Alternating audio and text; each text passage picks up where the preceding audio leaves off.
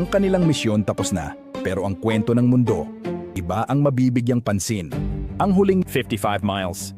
Hawak ni Gunnar Kaasen. Ang lead dog niya, si Balto. Hindi pinakamalakas, hindi pinakamatatag, at ayon kay Sepala, mas bagay sa freight work. Pero nang dumating sila ng alas 5:30 ng umaga, si Balto ang nakita ng lahat na dumating sa finish line.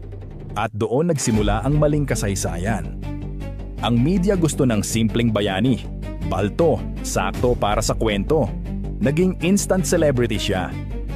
Newspapers, radyo, at kahit statue sa Central Park. Pero ang katotohanan, iba. Balto tumakbo ng 55 miles sa mas madaling ruta, samantalang si Togo, 261 miles, sa pinakadelikadong kondisyon. Kaya nang marinig ni Sepala na si Balto ang kinikilalang bayani, nag-aapoy siya sa galit.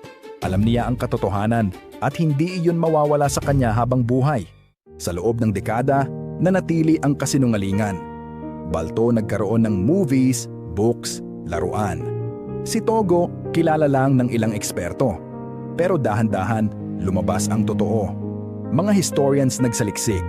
Sa internet, kumalat ang tunay na kwento.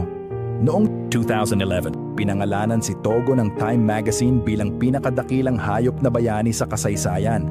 At noong 2019, lumabas ang Disney movie na Togo na nagsalaysay ng totoong kwento.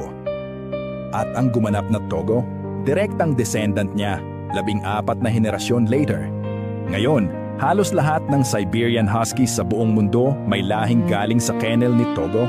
Ang kontribusyon niya sa breed, kasing halaga ng bayani niyang kwento.